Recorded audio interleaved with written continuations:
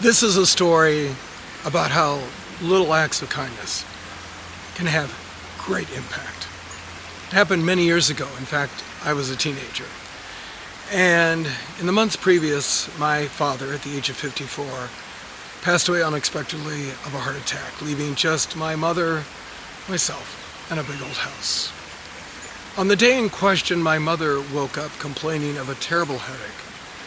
And throughout the day, the pain got worse, as did her mental condition. And in the evening, I took her to the local hospital where they admitted her.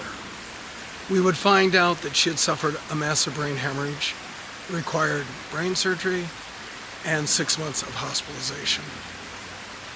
I was about to return to that big old house, and one of our neighbors said, "No, come over to our place." And she sat me down and made me a bowl of Campbell's tomato soup, a grilled cheese sandwich, and we watched the Mary Tyler Moore Show. Incidentally, that was my 18th birthday.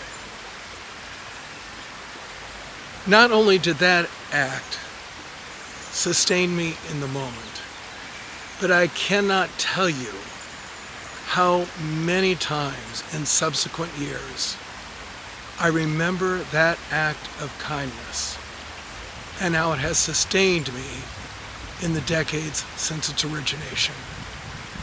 So just a reminder to all of us that when we have that opportunity to do something that seemingly is pretty insignificant, we should avail ourselves of that opportunity, because little acts of kindness have great impact.